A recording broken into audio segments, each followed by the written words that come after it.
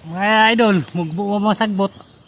Ato sang ibto ni, nga ni magputok kamuti mga idol. I-cultivate mo natin lupa. Yan eh, kaso sige na hinduan daan.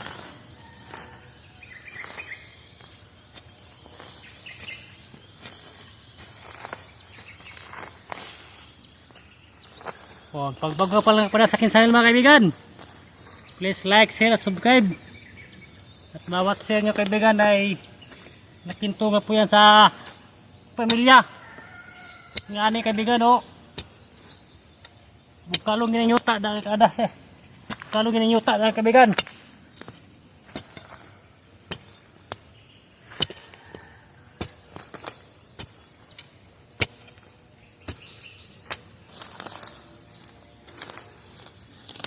Alang sagbot dito paingon.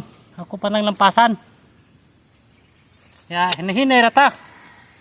Mahuman naman gyapon ni itong trabaho. Sa hinay sa kanunay. Human nagyapon. Na, yung mga bundok kong kaibigan. Nauna ba? Ipagkuasa kamuti. Humok.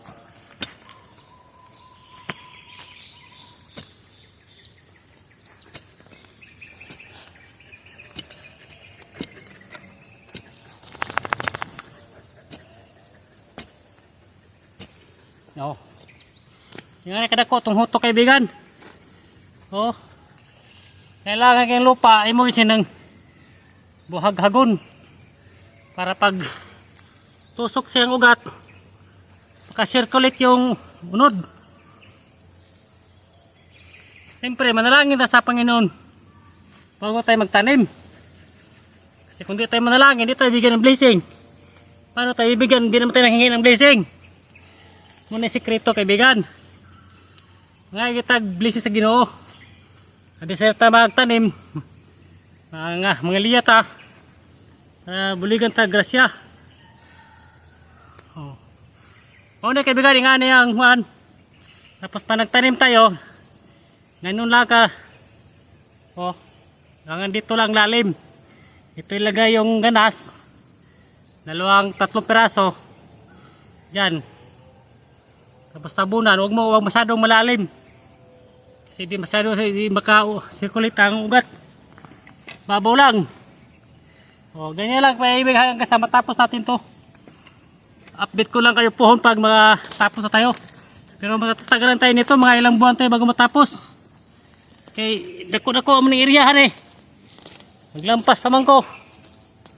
Pag malapit na tayo magtanim, tutubo naman tayong damo.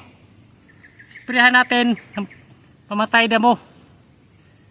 Then bago tayo magtanim, kailangan hindi tayo after 1 week kasi nandiyan pa yung medisina sa pandamo.